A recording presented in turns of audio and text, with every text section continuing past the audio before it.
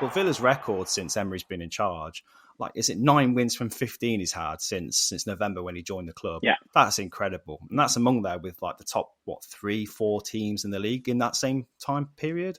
That's amazing. Yeah. You must be thrilled right now, surely. Oh, it's incredible. Only Arsenal and Man City have picked up more points than us in the league since Emery took over. And City have only got 3 more points than us. And that's when they beat us. So actually, it's an incredible record. You've got to be absolutely tough with what he's managing to achieve. This performance wasn't even our best at times. In the second half, we were much, much better. In the first half, we were a little bit too open, but we were clinical going forward. And that's what happens when you've got someone like Watkins in great form. That's something that Chelsea were really missing.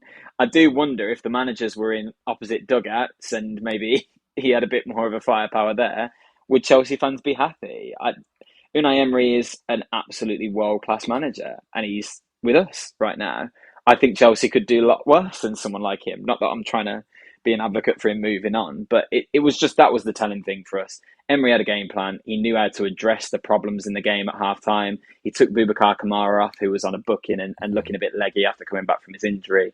Changed to 5 at the back, and actually Chambers made a massive difference.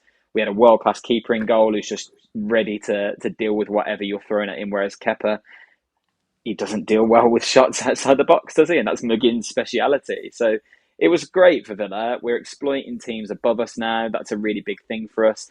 As we're trying to fly up the table and push for Europe late on, you have to beat the teams above you and leapfrog them. They've done that this weekend. You can't ask for much more than that. It's phenomenal. I'm so happy with it.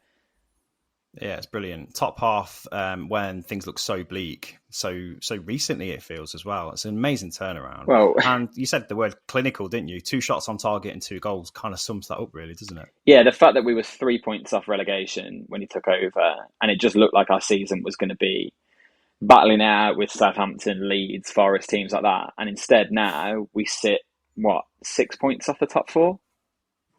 2 points off 6? That's my next question to you. Do you look at 7th place, 6th place? How high do you look? Because a lot rests on teams like Brighton, I think, have got 2 big games in hand, which counts for nothing in the Premier League.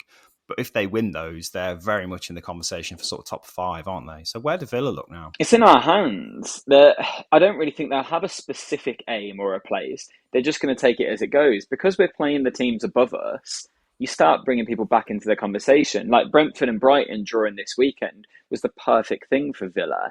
I think you have to just take anything as a bonus now, because we thought we were going to be a season where we were competing with relegation, and now look at us. We are going to push for Europe. So if we got Conference League, that would be a phenomenal achievement. It automatically improves your summer recruitment, and I think we'd have a really good chance at winning that next year. We've got a proven European Cup manager, and actually, when you look at the calibre of teams that are in it this season, I mean, West Ham are doing really well at it, and they're right down the bottom of the Premier League at the moment. So yeah, I think you've got to be optimistic. Europa League would be phenomenal. I think Conference League is the one that I'd take. If you offered it to me now, I'd take it. It's good to see John McGinn back in the team and scoring as well. Hit the bar too, it couldn't be more. His return to the team just kind of shows how the squad is all playing for Unai Emery as well. They're waiting for their chance and they're taking it. Good to see McGinn back though, right? Yeah, and he gave a really brilliant interview afterwards, actually, because obviously he'd been away with Scotland. He continues to score goals for Scotland. That's just what he does. Yeah. He hadn't scored in 16 months for Villa, though. And you could tell that was something that was weighing on him. Now, under Gerrard, he was playing a much deeper role. And he actually talked about Gerrard in the post-match and said it was someone that put a lot of faith in him. And he always got on really well with him. And he felt like he hadn't repaid him because his performances weren't good enough. But he feels like his level is getting much higher now. His understanding of where to move is a lot better. He just looks like a confident player again. And that Scotland camp probably did him the world of good. But he would have wanted to get that monkey off his back and get an early goal for Villa. So to do it in the first game, it's brilliant. He even talked about his technique with that shot. He said he felt like recently he'd been smashing things like that with his laces, watching it fly over the bar, and then his head dropped. So he thought about, actually, no, I'm going to place this one. In that moment, he has that instinct to think about what's gone right for me, what can I do here now? And that's the John McGinn Villa need. Someone who's composed on the ball, someone who's calculated. Because he is actually really intelligent as a footballer. He moves the game forward so well, and you want to see that from a player like him. It was hard at the start of the season.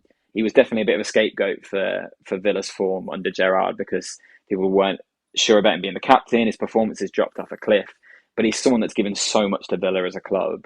He's a phenomenal servant to Villa, and actually, I think has to go down as a bit of a legend, really, for what he did in the Championship and in our first couple of seasons back. So you want him to be part of this Emery revolution that kicks onto Europe. He's earned that, absolutely.